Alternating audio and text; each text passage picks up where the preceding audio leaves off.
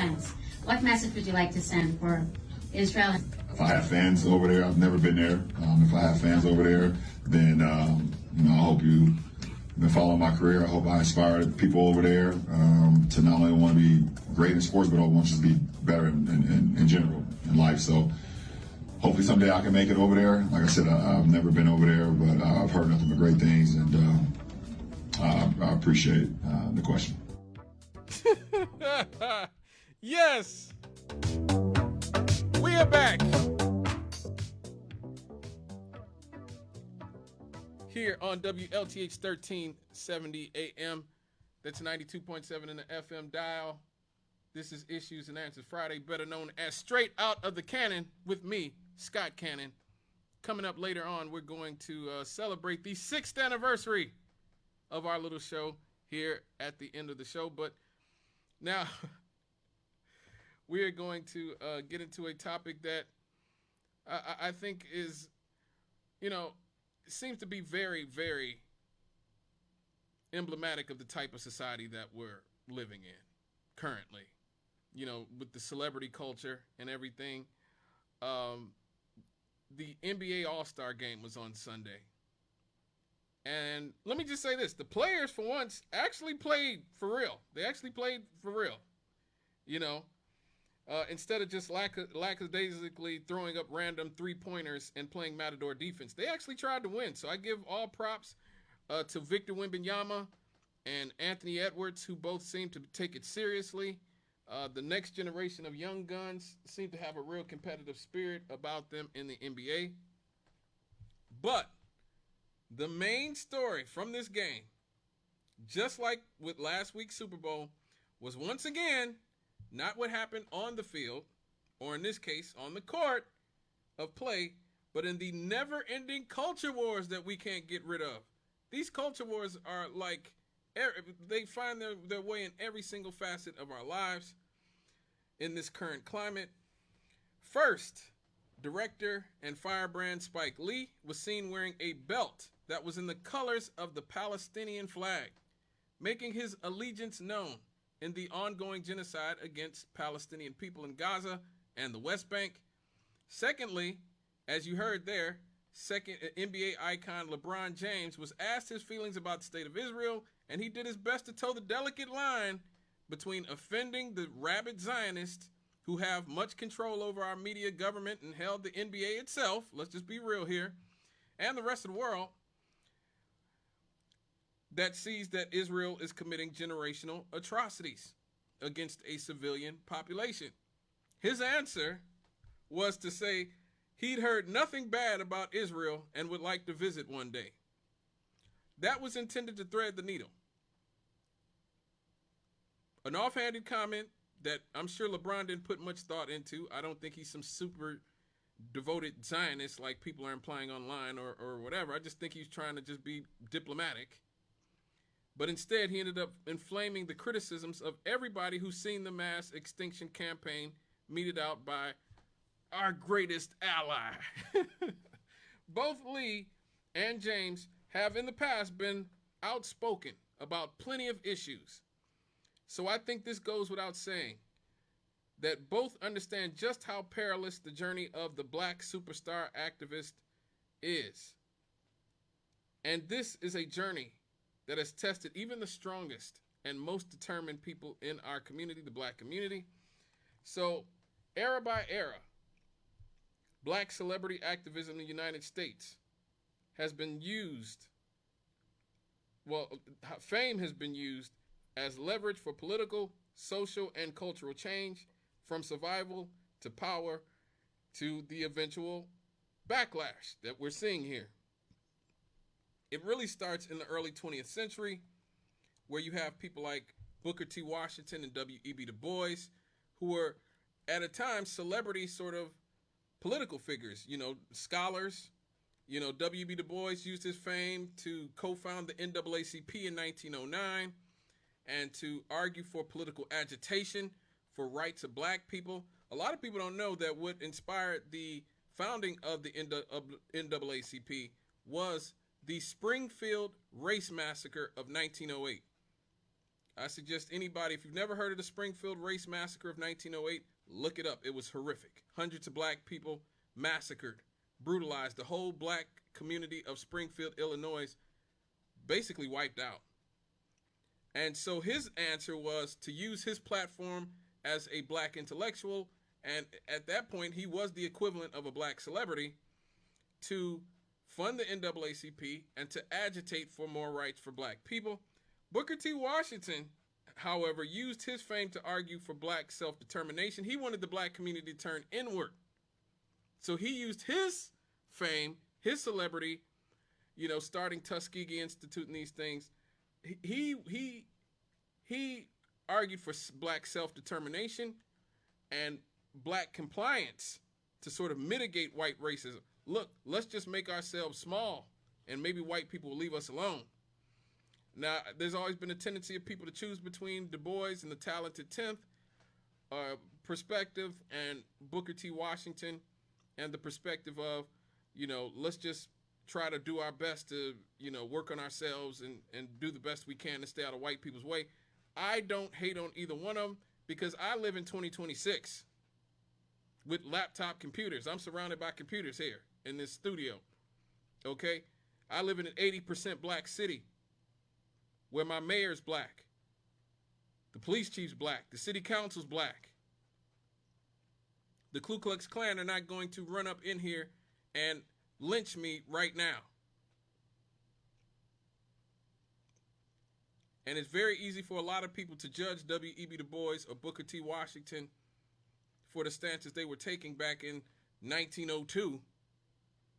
But you got to understand, those dudes were literally living in hell. Literal hell. Fire everywhere.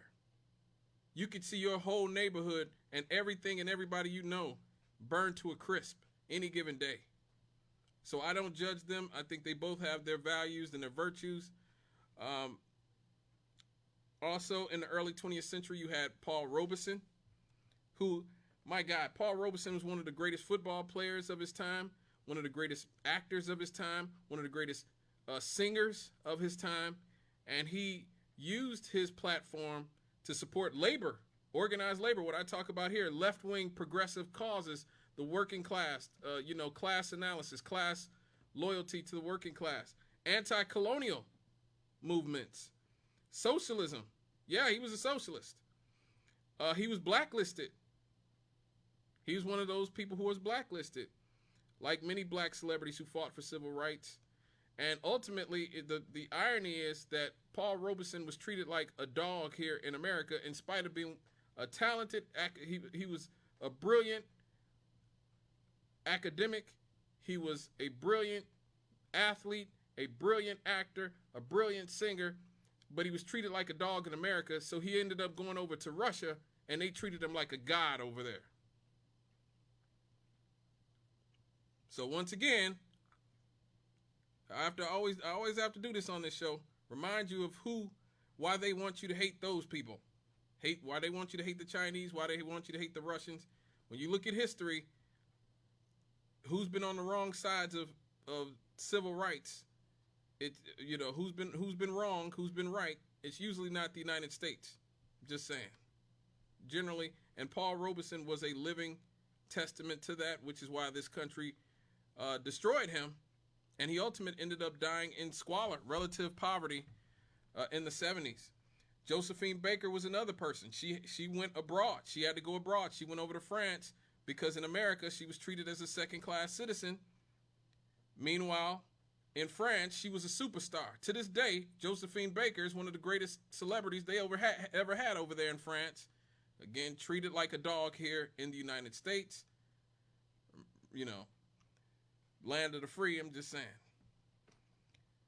In the middle of the 20th century, you saw even more bold athletes, entertainers, and celebrities use their platforms to fight for the rights of their people. Harry Belafonte, the first artist to sell 1 million records. He financed and organized civil rights campaigns. He bailed civil rights activists out of jail. He worked with Martin Luther King. He used to pay Martin Luther King's bills so that Martin Luther King could continue to fight for civil rights for everyone else. And for that, Harry Belafonte was blacklisted for a while. Muhammad Ali, we talk about Muhammad Ali all the time. He refused the Vietnam War draft. He sacrificed the greatest years of his career. 1966, Muhammad Ali was, if you ask most boxing experts, and I know because I'm somewhat of a boxing expert, it's my favorite sport, but I read a lot of great boxing minds, they will tell you Muhammad Ali in 1966, his last active year in his prime, that was the best heavyweight anybody has ever seen. And maybe the best fighter anyone has ever seen, pound for pound. He's right there with Sugar Ray Robinson in 1966. That is when he is kicked out of boxing. He misses the next 3 years. By the time he comes back, he's in his late 20s. Not the same fighter once he comes back in the 70s. That's what he was sacrificing. He sacrificed his absolute peak years as a fighter to fight for his people and to fight against the Vietnam War. Jim Brown, we just talked about Jim Brown. We celebrated him in the Happy Happies. Jim Brown was one of Muhammad Ali's great supporters and one of his great friends when he was being kicked out of boxing. Jim Brown sacrificed a lot. He used his platform to fight for the rights of the black community. Bill Russell of the Boston Celtics, the man with the most championships in NBA history, 11. He used his platform, and the people in the city of Boston that he won all those championships for, they broke into his house and they spread feces all over his walls. They took a dump in his bed. And this is after he won them all those championships. You look at Sam Cooke. I know we don't talk about Sam Cooke a lot, but maybe the official anthem of the civil rights movement was "A change is gonna come."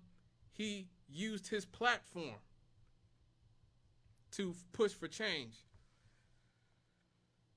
Obviously, going into the late 60s into the 70s, you have people like Tommy Smith and John Carlos at the 1968 Olympics in Mexico City with the Black Fist,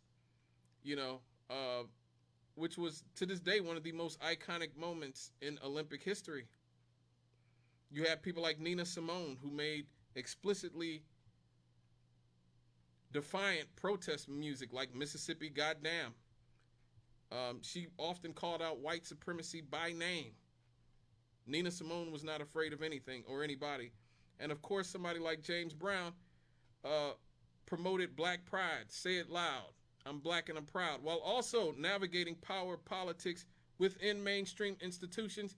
Again, a lot of people are very critical of that. I can understand that. The black capitalist thing, he supported Richard Nixon. I can't say that was one of James Brown's better decisions. Wilt Chamberlain also supported Richard Nixon. But I understand where they were coming from.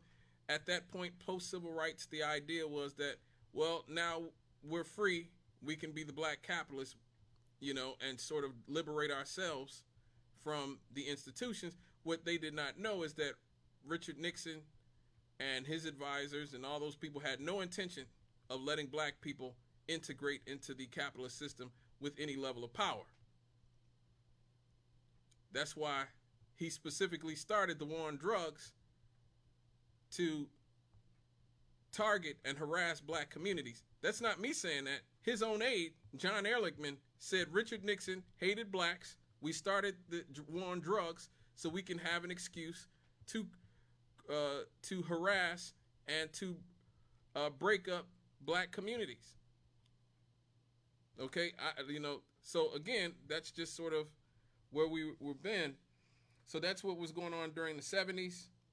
People like Kareem Abdul-Jabbar as well was a big part of that. We move into the 80s. Now you have hip hop.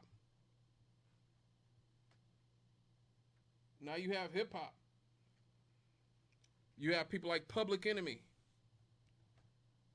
which was explicitly pro-black, and KRS-One, the X-Clan, the Jungle Brothers. You had a real strong pro-black. When I was a kid, little kid, I remember watching people with African medallions all over the place in hip hop in the late 80s, early 90s. That was never all of hip hop. I mean, a lot of old heads tend to rewrite history and try to make it seem like everybody was super Afrocentric. That was not the case. But it was prominent within hip hop. You know, in the 90s, you have people like Tupac, who was the son of Black Panthers. You know, his parents were Black Panthers. His parents were literally Black Panthers.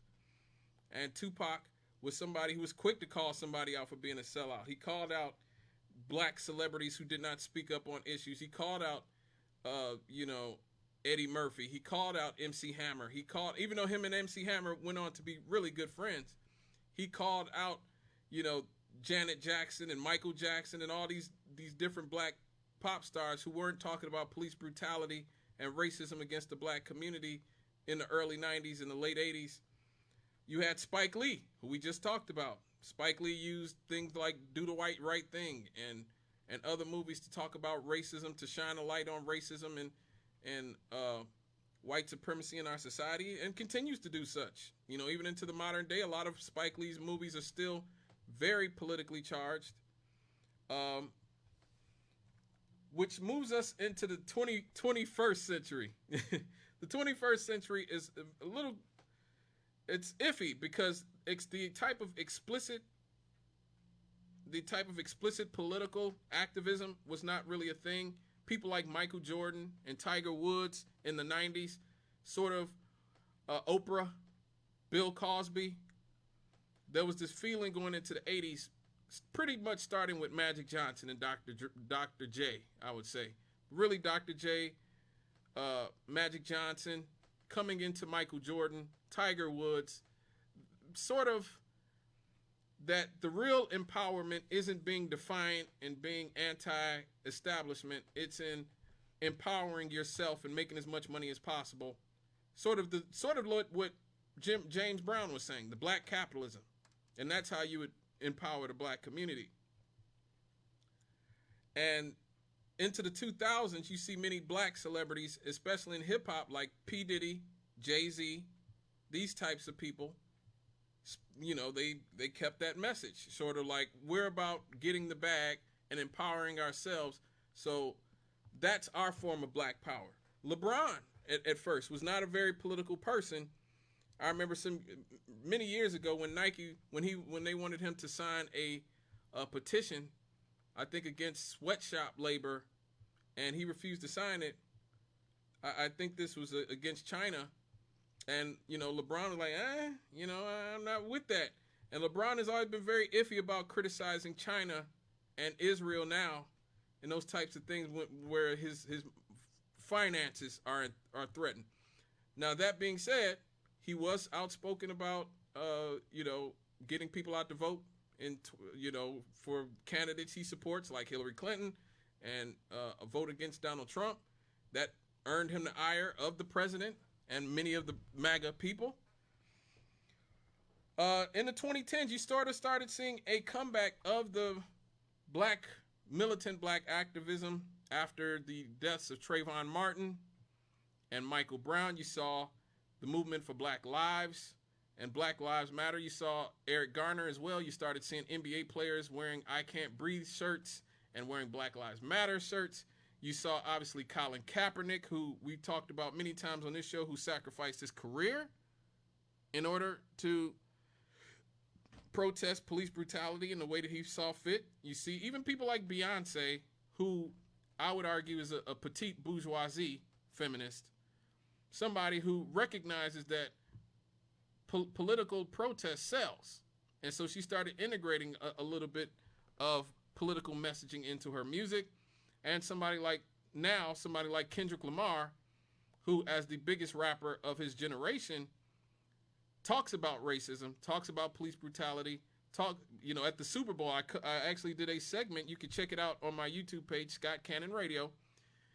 I broke it down, his Super Bowl performance last year, where he talked about police brutality, where he talked about racism and advocated for reparations for the black community. And so for over 100 years now, we've seen the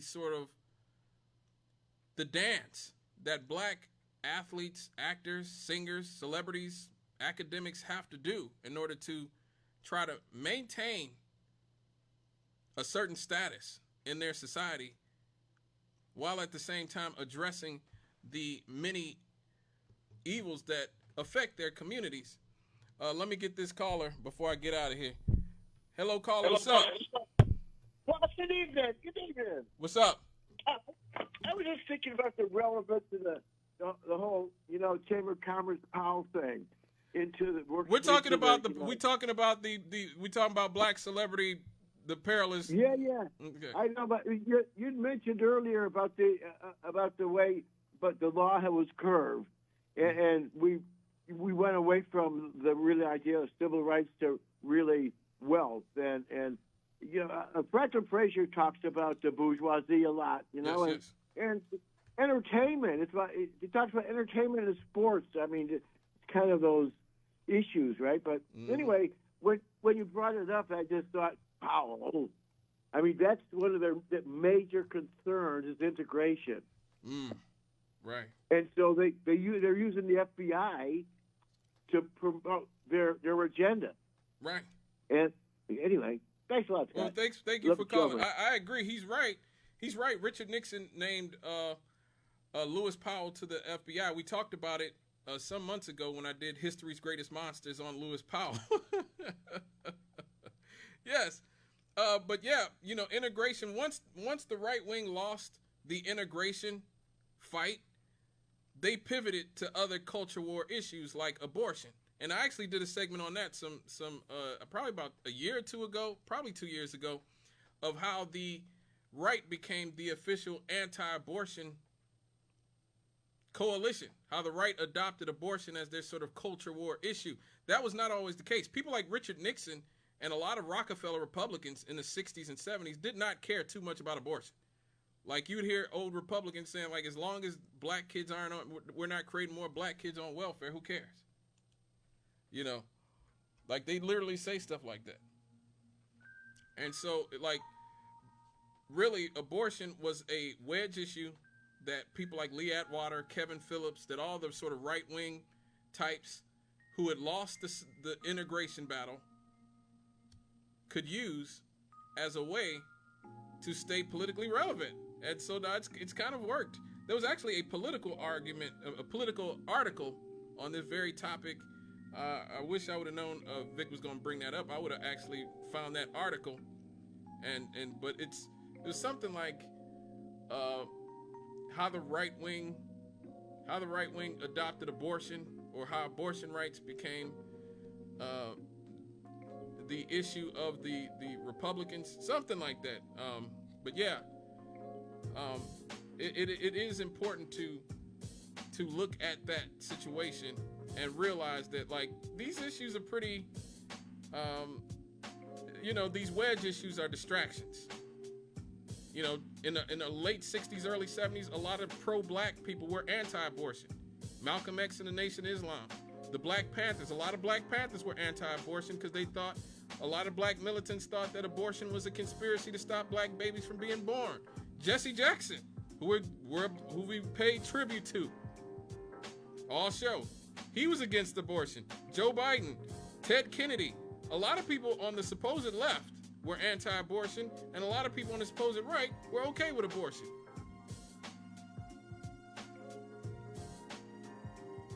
So that just shows you how so many of these things are arbitrary. That's why it's important to stay rooted in an ideology, a consistent ideology, class consciousness, class analysis, class solidarity. That is why I'm a leftist. My ideology don't revolve around abortion, around no gay stuff, around transgender anything. It revolves around class consciousness, class solidarity, class analysis.